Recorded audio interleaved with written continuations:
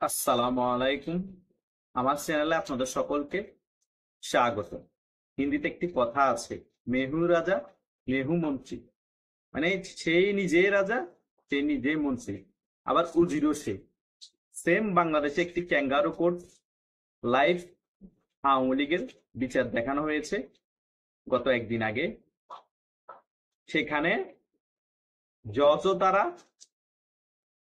Public প্রসিকিউটরও তারা, আওয়ামী লীগের পক্ষের উকিলও তারা, মানে বিচার প্রক্রিয়া সকল সুন্দরভাবে সাজিয়েছ তারা।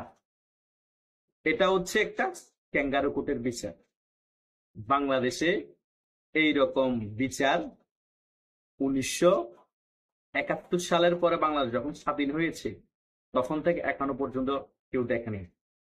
তারা এমন ভাবে বহির্বিশ্বকে দেখাচ্ছে, বহির্বিশ্ব তো হাসছে হাসছে এসব দেখে, বাংলাদেশের মানুষও হাসছে।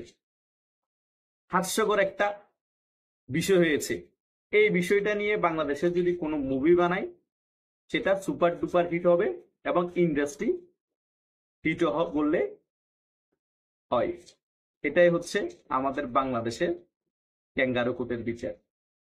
জামায়াত ইসলামী নাটকটা আরেকটু সুন্দর করে সাজালেও পারত। ডক্টর ইউনূস সম্পূর্ণ বিচারিক নাটকের ব্যবস্থা জামাতের হাতে তুলে দিয়েছে। কেন তুলে দিয়েছে জানেন? মানে জামাতকে বলতে, তোমাদের অনেক নেতাকে আওয়ামী লীগ যুদ্ধ অপরাধী বিচারের দায়ে ফাঁসিতে ঝুলিয়েছে, তোমরাও সেম ভাবে তোমাদেরকে হাতে তুলে দিলাম, সব তোমাদের হাতে, জজ তোমাদের, প্রসিকিউটর তোমাদের, ট্রাইব্যুনালের সকল কিছু তোমাদের, তোমরা তোমাদের মতো করে স্ক্রিপ্ট করে নাটক বানিয়ে বিচার করো, কোনো সমস্যা না। যখন বিচারটা করবা সেই নাটকটা জনগণের কাছে তুলে ধরবা, বহির্বিশ্বের কাছে তুলে ধরবা। এই নাটকটা যদি এভাবে করে লাইভ তুলে না ধরা হতো, মানুষ বুঝতে পারতো না যে বাংলাদেশের নাটকের স্ক্রিপ্ট এত সুন্দর, ক্যাঙ্গারু কোর্টে এত সুন্দর নাটক মঞ্চস্থ হয়। এটা জনগণের কাছে একটা শিক্ষা হয়ে রইল, একটা ইতিহাস হয়ে থাকবে এই বিচারটা। কারণ যে মানি লন্ডারিং করে তাকেও ছাত্র হত্যার মামলা দিয়েছে, যে রিক্সা চালায় তাকেও ছাত্র হত্যার মামলা দিয়েছে, দেশের প্রধানমন্ত্রী তাকেও ছাত্র হত্যার মামলা দিয়েছে, ইয়াবা ব্যবসায়ী যে আওয়ামী লীগ করে না তাকেও ধরে নিয়ে গিয়ে ছাত্র হত্যার মামলা দিয়েছে। মানে যে যে অপরাধ করেছে সে মামলা না দিয়ে তাকে ছাত্র হত্যার মামলা দিয়েছে। তো এই ছাত্র হত্যার মামলাগুলা কোনো ভ্যালিড থাকবে? প্রমাণ করতে পারবে সে অপরাধী যদি নাটক মঞ্চস্থ না করে ক্যাঙ্গারু কোর্টের মাধ্যমে ডাইরেক্ট রায় দিয়ে না হয়? মানে আমি তোমাকে পছন্দ করি না, তুমি সোজাভাবে হাঁটো, তোমার চলন বাঁকা। আমি তোমাকে পছন্দ করি না, ক্যাঙ্গারু কোর্টের মাধ্যমে তুমি দোষী ডাইরেক্ট বলে দিলাম। মানে কি বিচার টিচার কিছু নেই, তোমার সিস্টেম আমি ফাঁটাবোই ফাঁটাবো। এটা হচ্ছে মেইন। এই হচ্ছে যে মেইন নাটকের এজেন্ডা, তাছাড়া আর কিছুই না। সাকিবুল হাসান ছাত্র হত্যা করেছে আপনাদের মনে হয় হুকুমদাতা মনে হয়? অসম্ভব। তিনি মানি লন্ডারিং এর সাথে জড়িত থাকতে পারে, জুয়া বেটিং এর সাথে জড়িত থাকতে পারে, সে বিষয়ে মামলা দিতেন, তাহলে বুঝতাম যে সঠিকভাবে বিচার কার্য হচ্ছে।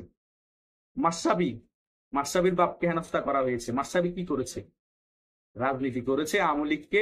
আপনারা অনেকেই পছন্দ করেন আওয়ামী লীগকে, কিন্তু তার মানে এই না যে মাসাবি আওয়ামী লীগ করেছে সেখানে মাসাবি অপরাধী, মাসাবির বাবা অপরাধী।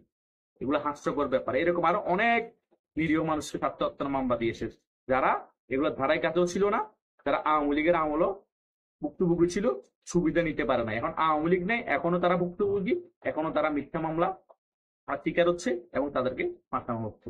তাই এসব ক্যাঙ্গারু কোর্ট জনগণ দেখে খুব মজা পেয়েছে, খুব হাস্যরস করছে এই ধরনের বিচার কার্যগুলো, কর্মগুলো। কারণ সকলেই তারা তারা ওই হুজুরা আগে ছোটবেলা দুষ্টামি করতো মাদ্রাসা ছাত্ররা পড়তে গেলে, যখন ওরা পড়তে যাইতো না, বলে যে আমি সুরা জানি না, কেরাত জানি না, তোরা তোরা হন।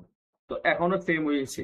বাংলাদেশে যত কোর্টের উকিল আছে বলে যে ভাই আমরা এইসব বিচার কার্য আমরা ধারায় কাতো না, আমরা এগুলো বুঝি না, আপনাদের মতো এসব আইনটাই সকল কিছু আপনারাই আপনারাই করেন, আপনারা আপনারা আইতেন, আপনারা আপনারাই বিচার করেন, আপনারা আপনারা লাইভ করেন। আপনার এটাই দেশে ঘটেছে। আপনাদের মতামত জানাবেন কমেন্টে। ধন্যবাদ সকলকে।